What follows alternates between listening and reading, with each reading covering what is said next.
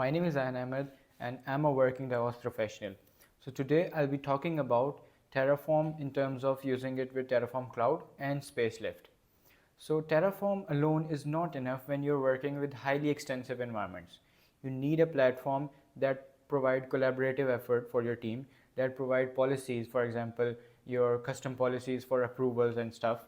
So that's where the two biggest players in the current market are Terraform Cloud and Spacelift, right?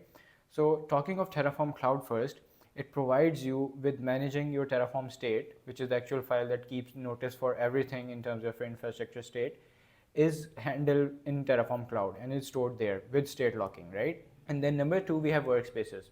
So Terraform really works well with workspaces in terms of different environments, your dev, your production, your staging, your quality assurance environments, all of that.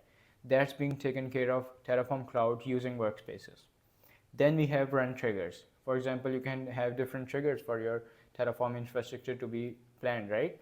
So whenever there's a commit in terms of new Terraform files, the Terraform.tf files, automatically your application or your infrastructure is deployed using Terraform plan first, and then it's waiting for a validation from a person in terms of human validation, and then it applies the infrastructure. And then you have number four, policy as code. So you have different policies in your Terraform where you can restrict some kind of secret encoding in plain text, or you can have different approvals in terms of your pipelines or Terraform plan and validate and all that stuff. So this is Terraform Cloud. So now speaking of Spacelift, it takes a slightly different approach. For example, Terraform Cloud is all native to Terraform because it's obviously from the company HashiCorp. While Spacelift takes care of everything from Terraform to your Python Plomi to your CloudFormation stack sets, everything. And then the dynamic approach with open policy agents. So you have dynamic approvals using open policy agents, or OPAs as we call it.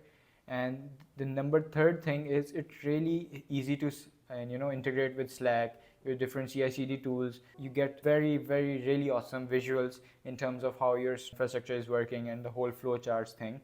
So Terraform Cloud is really good where you have all your infrastructure managed by Terraform, and because obviously it's designed and implemented by the company itself, HashiCorp.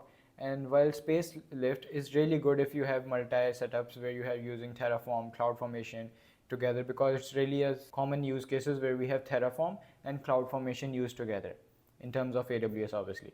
So this is the main difference, while both work together to minimize the risk and make sure your environments are all secure and all the time up and running.